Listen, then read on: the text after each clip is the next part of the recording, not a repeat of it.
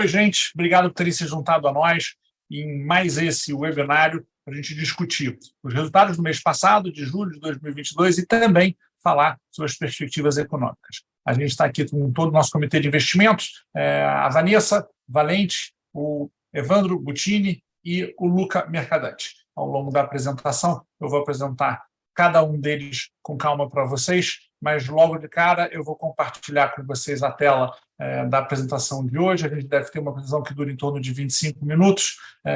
Vamos começar logo no compartilhamento. E, como sempre, a gente vai iniciar pela parte de economia com o Luca, que é economista da Rio Bravo e, portanto, do nosso comitê de investimento, falando sobre as perspectivas da economia. Primeiro slide, Luca, com você. Obrigado, Pedro. Bom, deixa eu começar aqui, então, falando um pouquinho do panorama desse último mês de julho, e aí fazendo um link com aquilo que eu já venho falando há alguns meses, né? Então, acho que o começo é que aqueles sinais de que a gente ia ter uma desaceleração da economia global começaram a aparecer, principalmente nos Estados Unidos e na Europa. E eles aparecem em um contexto em que duas coisas continuam acontecendo. Então, a gente continua tendo uma inflação pressionada e a gente continua tendo o prosseguimento dos apertos monetários. O que isso significa? Os bancos centrais no mundo inteiro continuam, ou em boa parte do mundo desenvolvido, continuam subindo juros para tentar conter a inflação. E acho que o que acabou acontecendo nesse último mês é que essa dinâmica entre esses sinais mais fracos de crescimento e esse aperto monetário, esse objetivo dos bancos centrais, acabaram gerando um ambiente pouco melhor para os mercados. Isso acontece junto com uma temporada de resultados das empresas que também é bastante benéfica, e isso ajuda. Então, o que os mercados têm visto é que os bancos centrais talvez não precisem ficar nesse patamar de juros restritivos, esse patamar de juros que desacelera a economia por tanto tempo, porque a atividade vai ajudar a desaquecer a economia e ajudar a controlar a inflação que prossegue alta. Acho que nesse ambiente a gente continua tendo dois riscos, duas questões ainda continuam no radar, continuam exigindo bastante atenção. E elas são as tensões geopolíticas, tanto na Ucrânia, agora também em Taiwan, com a questão da viagem da Nancy Pelosi, uma questão um pouco mais pontual, e também a condução da política do zero Covid na China. Então, acho que essas duas tensões continuam, essas duas questões são incertezas para o radar, mas essa precificação, a precificação dessa dinâmica entre crescimento e política monetária, crescimento mais fraco, política monetária ainda restritiva, e junto com a temporada de resultados também positiva, acabaram gerando um mês um pouco melhor para os mercados. O S&P teve um bom desempenho, e aqui no Brasil a gente também acaba sendo beneficiado por isso.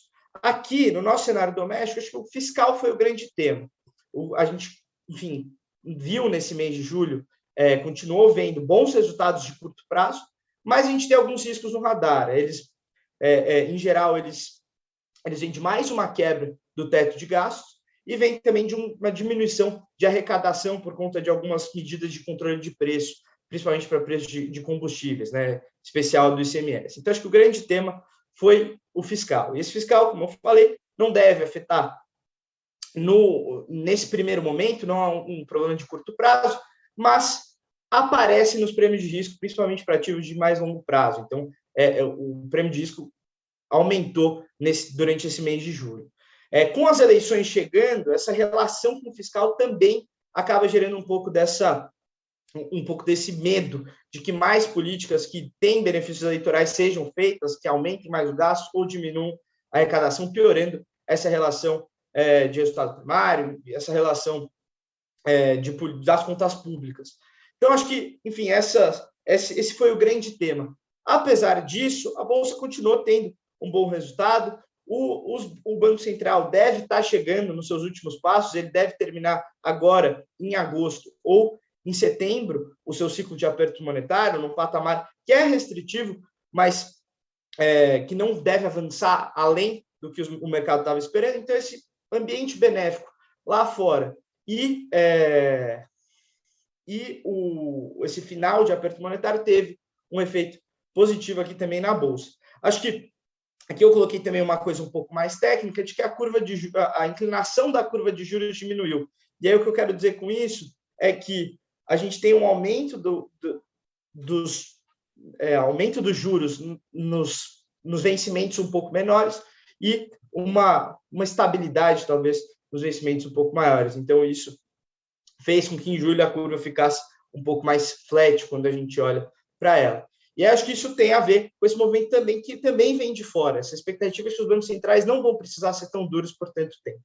Então, acho que esse é o panorama um pouco do que a gente teve nesse mês de julho, e aí se puder passar, Pedro, para a gente ver como que foram os indicadores, que acho que é um pouco do que acaba interessando aqui para o mercado. Então, o CDI teve uma performance no mês de 1,03, no acumulado do ano isso já chega a 6,5, ele atingiu 1% ao mês. A expectativa nossa aqui, pelo menos, é de que ele ainda tem um espaço pouco para subir. A gente imagina que o Banco Central está no final do ciclo, mas que ele tem mais uma alta para ser feita em setembro, então o CDI deve aumentar um pouquinho. Falando um pouco de inflação, a gente viu um arrefecimento grande dos preços. As políticas de controle de preços começaram a ter um efeito claro já nesse mês de julho. Então, a inflação foi de 0,13, olhando para os dados do IPCA 15. Nos dados do IPCA para julho, a gente já tem expectativa de que a gente tenha uma deflação nesse mês, e aí no acumulado do ano ele fica em 5,79. E aí aqui acho que tem uma coisa interessante que vale ser comentada, que é por que essa seta de expectativa está para cima, por que a gente vê isso? E aí acho que para esse ano a gente deve ter um alívio, e é um pouco disso que acho que acaba gerando uma confusão. A gente deve ter as expectativas têm voltado um pouco para o final do ano, elas ficam acima ainda da meta do Banco Central, mas recuaram um pouco no momento de pico. Mas quando a gente olha para frente, essas políticas que aliviam agora devem fazer com que a inflação seja um pouco maior no ano que vem e também para 2024. Então, a nossa expectativa é que a gente ainda tem inflação alta por um período um pouco mais longo de tempo. O Ibovespa, como eu falei, também se beneficiou dessa temporada de resultados e do mês bom que as bolsas no exterior tiveram. Então, subiu 4,69%. Isso faz com que no acumulado do ano ele tenha uma queda de 1,58%. Em termos de expectativa, a gente coloca em estabilidade, porque o ambiente é ainda muito incerto. Teve uma melhora no mês, mas a gente ainda tem bastante estabilidade. O dólar recuou um pouco, essa expectativa de que os bancos centrais não vão ser tão duros por tanto tempo, quanto como eu falei, ajuda aqui a nossa moeda. Então, o dólar caiu 0,95%, e aí no acumulado do ano, muito puxado por aquele início de ano mais forte que o mercado brasileiro teve, o dólar cai 7,86%, e aqui a gente também, por conta das incertezas, mantém as expectativas de estabilidade, sem apontar para uma direção.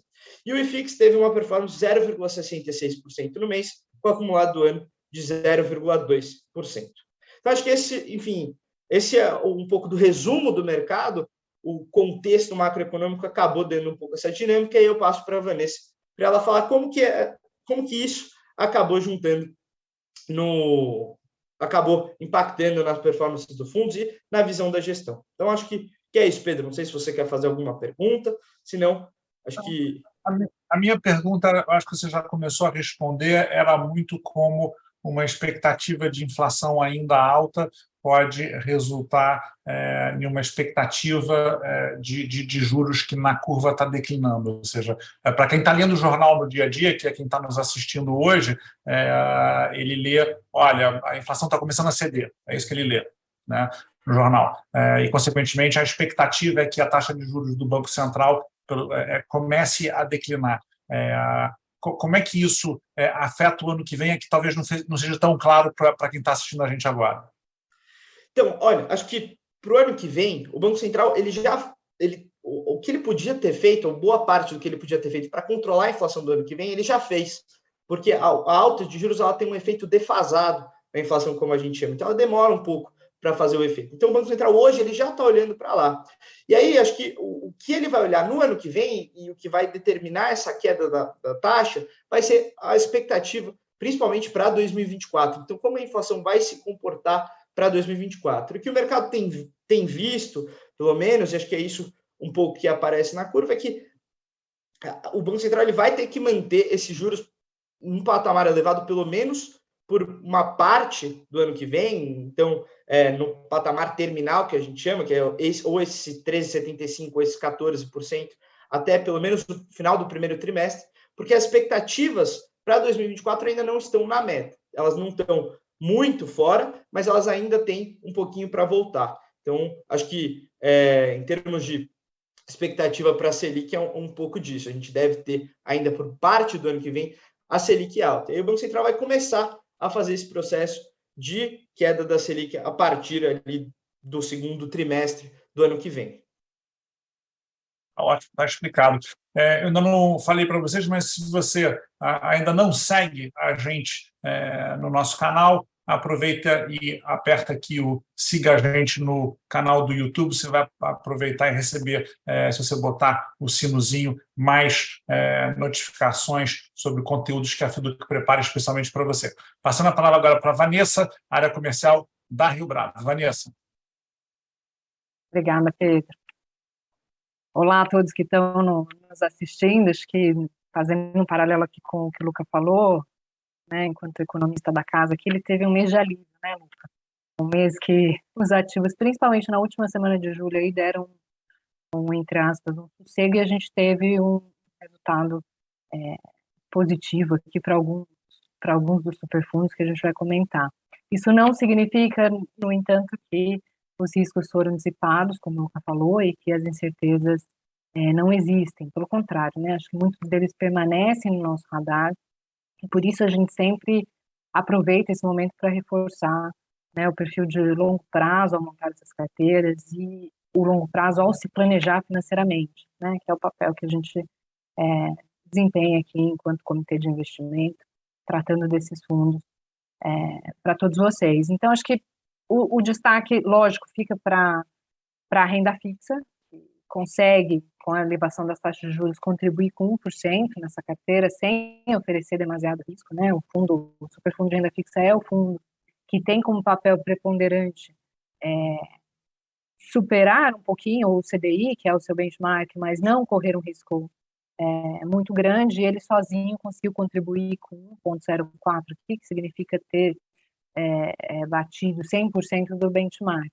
E os outros dois destaques, eu diria que foram os superfundos de ações, que conseguiram, numa seleção de ações que a gente faz aqui, que o Evandro vai pontuar para vocês, de fundos de ações, superar bastante o benchmark, que é o Ibovespa, que nesse mês nos deu aí um certo alívio e recuperou 4,69, o nosso superfundo subiu 6,02, e o fundo internacional, que teve 5,27 de resultado contra o seu benchmark, também muito próximo do seu benchmark. Acho que quando a gente tira essa fotografia isolada, Pedro, a gente tem tendência a achar que está tudo bem, e a gente gosta sempre de mostrar e se desafiar para um cenário mais longo. Então, quando a gente coloca essa janela um pouco maior aqui dos últimos 2 meses, a gente olha que ainda tem muito desse cenário que o Luca colocou no início, né? Ou seja, conflitos geopolíticos, da própria pandemia ainda existindo, inflação, crescimento afetando essas carteiras. Por isso, o segundo ponto que a gente sempre frisa aqui muito é a questão da diversificação, né? Que a gente não trata aqui esses fundos de maneira isolada, né? Eles trabalham juntos e são complementares e conseguem, compondo as carteiras que a gente mostra sempre aqui para vocês, ter um resultado muito mais eficiente do que trabalhando sozinho.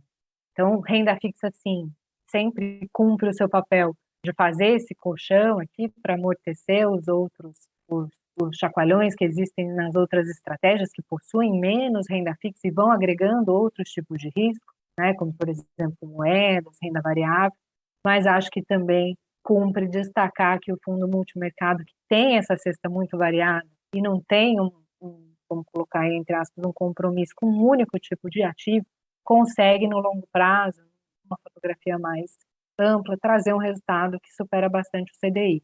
Então, nesse momento, quando a gente olha, né, um mês que foi muito bom, sim, e um dos meses em que a gente persegue ainda oportunidades nos diversos mercados e que a nossa carteira, né, consiga ter um resultado positivo, é importante sempre relembrar esses aspectos, eu diria 3, né, de longo prazo, de diversificação e, sobretudo, de controle e de confiança no seu assessor, na FIDUC, inclusive, que vai conseguir ter o olhar, né, do Comitê de Investimento, enquanto, por exemplo, o Luca, que é economista, fazendo as teses, e o Evandro e todo o time fazendo as escolhas dos ativos, de não fazer mudanças abruptas quando o cenário também é adverso, né? Então, a gente muitas vezes recebe o resultado da nossa carteira e fala, bom, acho que está na hora, então, de eu fazer algum movimento. Esse movimento já está sendo estudado, antecipado, fundamentado pelo comitê, e aí eu queria também dividir a minha fala aqui com o Evandro, que pode contar um pouco mais do quanto a gente tem reforçado a filosofia de cada um dos fundos, das escolhas que a gente tem feito para as carteiras e como a gente tem se preparado e continua se preparando para enfrentar aí os desafios que o colocou de cenário. Pessoal, obrigado, Vanessa. Acho que já vai fazer um tempo desde que a gente começou a trabalhar nas carteiras dos superfundos, né? Acho que no começo do ano, antes mesmo dos fundos virem para Rio Bravo, e agora os resultados acho que começam a aparecer. A maior parte das mudanças que a gente pretendia realizar já foram realizadas. Foram ajustes muito pontuais e de direcionamento, assim, de carteira. Óbvias mudanças do cenário que o Luca comenta, a gente leva em conta também. E onde a gente começa a ver esses resultados, por exemplo, no fundo de ações. Fundo de ações, a gente deu uma diminuída no número de gestores, uma pequena diversificada em termos de estratégias, que é algo que a gente considera importante, né? Dentro de ações, tem gestores que fazem coisinhas um pouco diferentes entre si. Então, escolher o gestor certo para a estratégia certa é o que a gente tenta fazer e vem colhendo esses frutos aí nesses últimos meses, com quedas um pouco menores do que o Bovespa quando a Bolsa cai e altas um pouco mais altas do que o Bovespa, como foi no mês passado, aí no mês de julho, né? Teve, olhando um período um pouco mais longo, ainda falando em ações, uma dificuldade muito grande dos gestores baterem o índice Bovespa. As ações maiores, principalmente Petrobras, teve um desempenho muito bom, por causa do petróleo, guerra e o que a gente tem visto aí nas últimas semanas. E os gestores normalmente têm um peso menor em Petrobras, por exemplo, do que o índice. E outros setores em que os gestores gostam mais de operar, por exemplo, saúde, consumo e também o que a gente chama de utilities, que são as empresas que prestam serviços aqui para as nossas casas, como saneamento, esgoto, energia elétrica. Essas empresas têm uma correlação com a taxa de juros muito grande. Quando a taxa de juros sobe, essas empresas normalmente caem porque elas são muito relacionadas. Isso não quer dizer que o negócio está ruim, é simplesmente a situação macroeconômica que reflete nos preços das ações, e os gestores costumam ter um pedaço um pouco maior, por isso uma parcela um pouco maior desse tipo de empresa. Por isso o resultado que vocês veem na tela, que já começa a se reverter quando a gente olha uma janela mais curta. Além do que Vanessa falou, algo que aconteceu esse ano, que foi muito importante para a carteira de alguns fundos, e a gente vai ver isso mais para frente quando a gente falar do Previdência, foi um ano muito tumultuado de inflação, né? A inflação foi uma surpresa muito grande, só que agora, por exemplo, no mês de julho, o dado oficial de inflação vai sair no dia 9, a gente vai ver uma deflação muito grande. Isso pesa um pouco nas carteiras, porque a gente tem em vários dos nossos fundos, principalmente no Previdência, um pouco no multimercado, um pouco menos, mas ainda presente no renda fixa, uma proteção contra a inflação, que é uma das coisas mais importantes para o investidor no longo prazo. Então, quando vem um choque de uma inflação muito negativa, como esse mês, as carteiras acabam sofrendo um pouco, mas, de novo, é algo temporário, e que a gente acredita que, no longo prazo, a proteção à inflação é uma das coisas mais importantes para os investidores se protegerem. Por último, para falar aqui nesse momento, acho que o fundo internacional, esse sim a gente teve uma mudança bastante grande de posicionamento, alocando em diferentes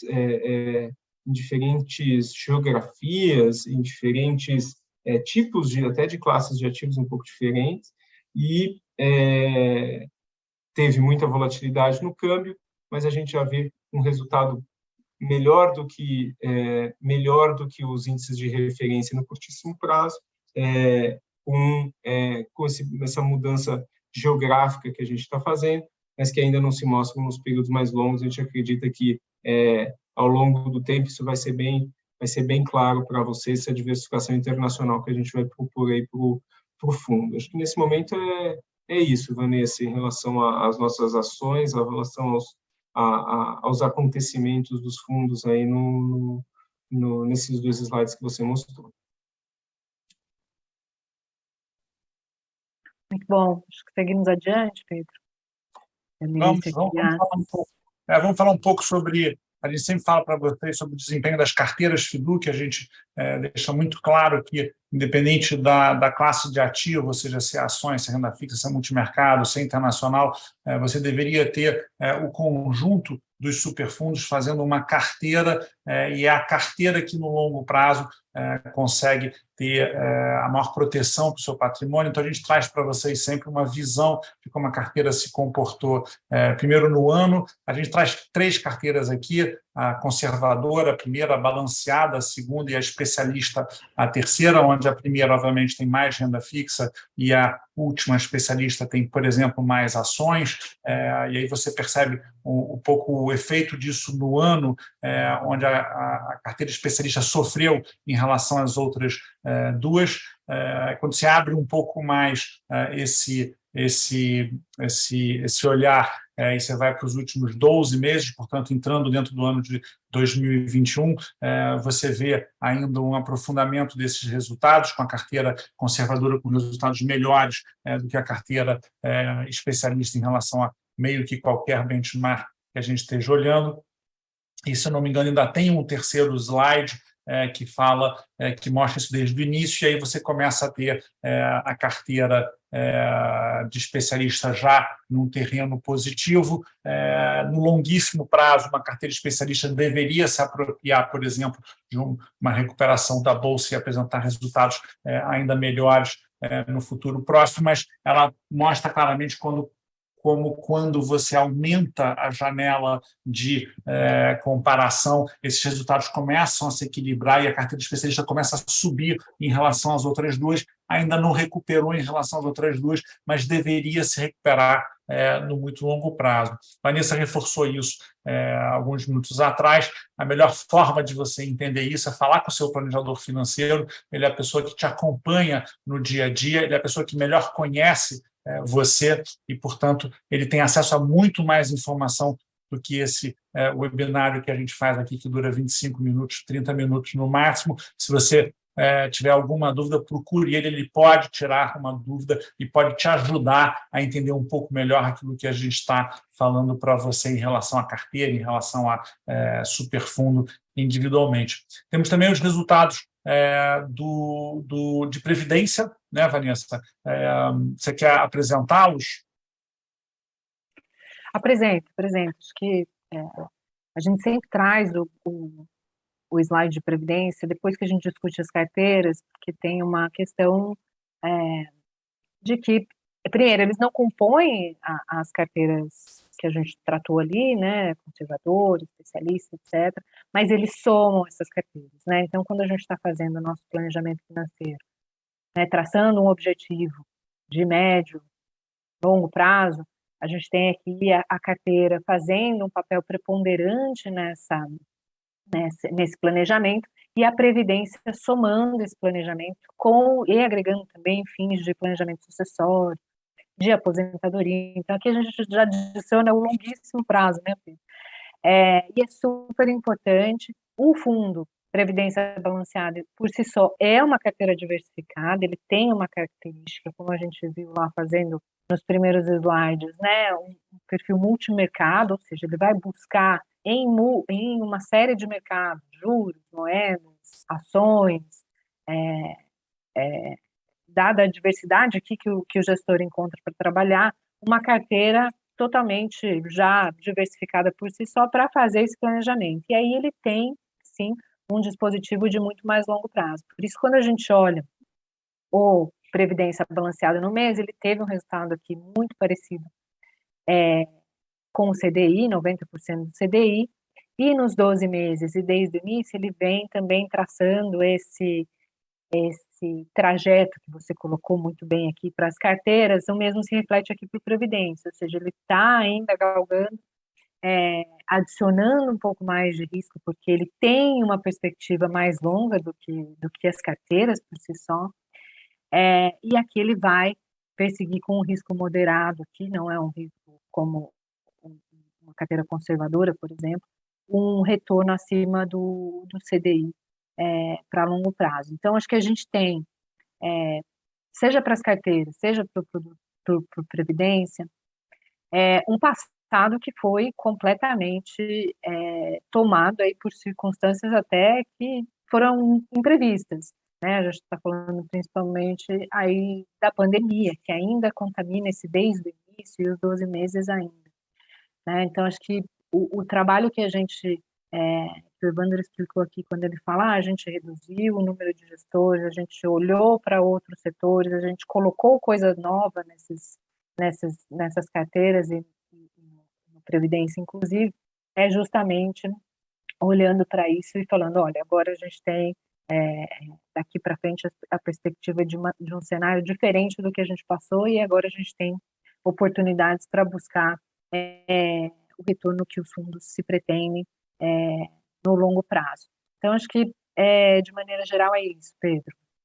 Tá bom, só chamando a atenção para aquilo que a Vanessa já falou, nesse quadro aí, no quadro que a gente acabou de virar, basicamente a performance da Previdência vai melhorando em relação ao seu benchmark ao longo das últimas janelas.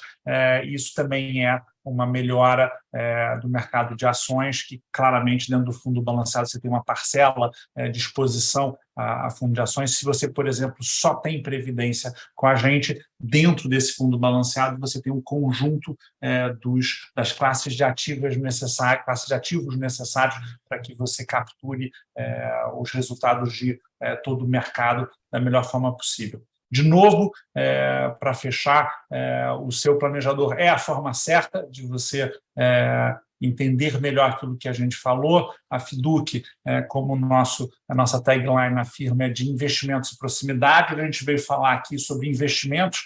A proximidade é o seu planejador que traz para você. Mas queria agradecer a você, Vanessa, a você, Evandro, a você, Luca, por virem aqui explicar para as pessoas tudo aquilo que a gente fez, que vocês fizeram no mês passado em relação aos investimentos, e convidar vocês para daqui a um mês se juntar a gente novamente. Espero encontrar vocês de novo. Siga a gente no canal de YouTube, dê um siga, aperte o sinozinho e você vai receber as próximas notificações. A vocês da Rio Bravo, muito obrigado. A vocês que estão assistindo a gente, até daqui a um mês, e obrigado pela sua confiança. Boa noite. Bye, bye. Obrigada.